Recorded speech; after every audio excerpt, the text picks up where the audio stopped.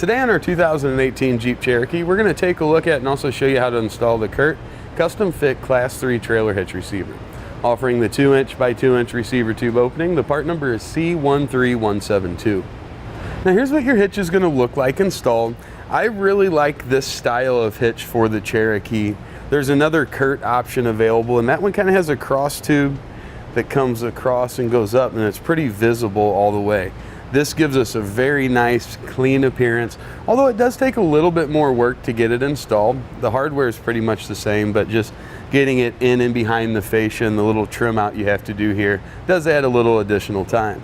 Now this is a Class 3 hitch, so we have the 2" by 2" receiver tube opening, and it's extremely versatile. Just about any type of accessory that they make to go in a hitch is probably going to be available in a Class 3. To hold those items in place, we use the 5/8 diameter pinhole here on the side. This has plenty of room around it, so whether you're just going to use a regular pin and clip, maybe you want to use a locking hitch pin or anti-rattle device, you really shouldn't have any issues. They should all work fine for you. You see our safety chain connection points here, kind of a rounded steel stock. Any size chain that you might need fit right in there, no problem. Now as far as weight ratings on our hitch go, it offers a 750 pound tongue weight rating, so that's the maximum downward force we can put at the receiver tube opening. We have a 5,000 pound gross trailer weight rating. That would be the total weight of your trailer, anything that you load up on it. It is rated for use with weight distribution. When you switch into weight distribution, the tongue weight rating is going to stay the same at the 750 pounds, but your gross trailer weight rating, it's going to go up to 6,000 pounds. Now all of those numbers pretty much exceed what the Cherokee is capable of, so check the owner's manual, don't exceed that.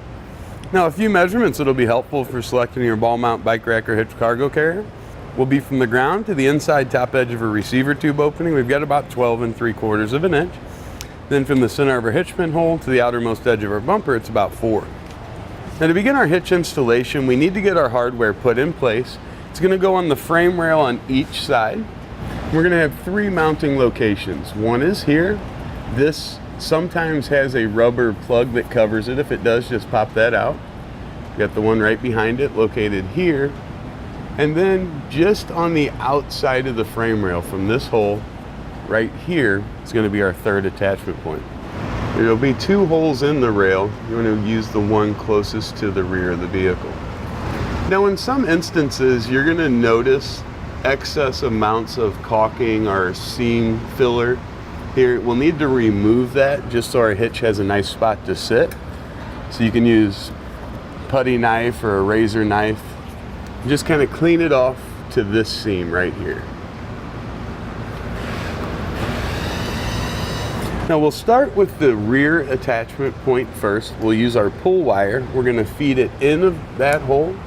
We want it to come out the larger square hole. Like that. Place on our spacer block and thread on our carriage bolt. Just feed the block in, feed our bolt in, pull it down through. Now we'll leave this attached for now. Next one we'll do will be the one on the side. It's kind of the same process. When we get this in, we're going to pull it all the way out so we can get the bolt and the block engaged together. And then we want it to rest back in so we can slide our hitch in place. Pull it all the way out, make sure it's engaged, and just let it rest back in. Now for the square hole, we're going to use a reverse technique. So we want to place our bolt up and in, place our block up and in, and we'll pull that down through. Now we're just going to head over to the driver's side and we'll do the exact same thing there. Now we can get the exhaust down and out of the way. We've got 2 bolts on each side, 13mm socket we're going to use. We want to support it first. We're just going to use a cam buckle strap. We can go from the spring here on each side, and then we'll snug that up just to give our exhaust a little bit of support when we remove those bolts so it doesn't drop. You can see those bolts are going to be in the same spot on each side, just right here in this hanger.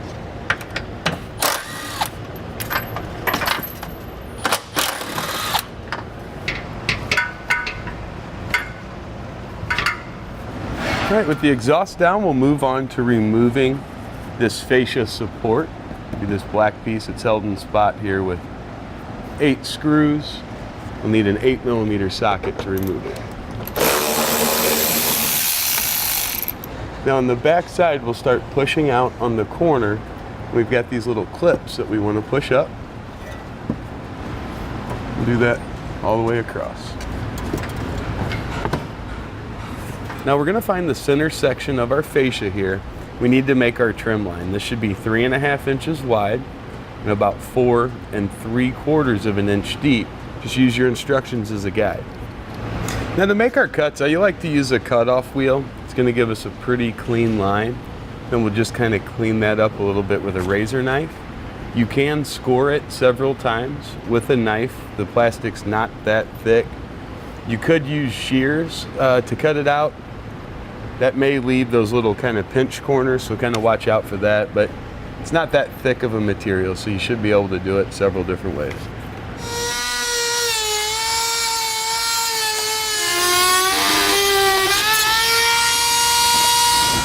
All right, now we'll just get everything cleaned up here. We got some rough edges there, we'll get those trimmed off. Now with the help of an extra set of hands, we'll get our hitch put up into position. See, we're going to guide it up over the exhaust. If you have duals, do it on both sides, of course. And the pull wires, we're going to guide down through the hitch. You're going to use the furthest forward and the furthest rearmost for your bottom side. And then you'll just have the one to choose from here on the side.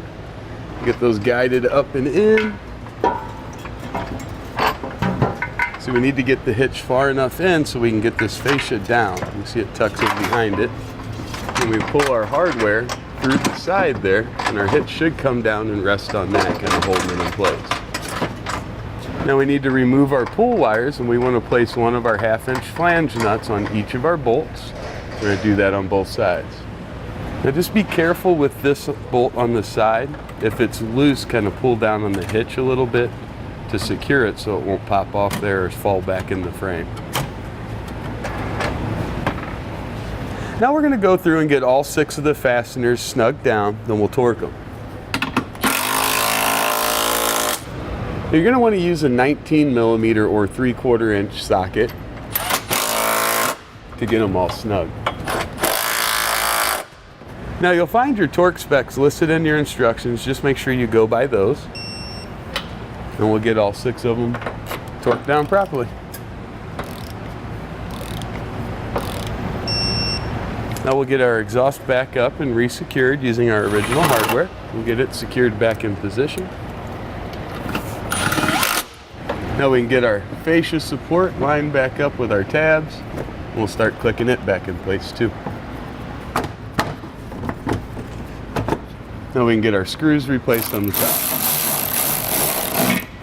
Now with everything re-secured, we can remove the strap and our hitch will be ready for use.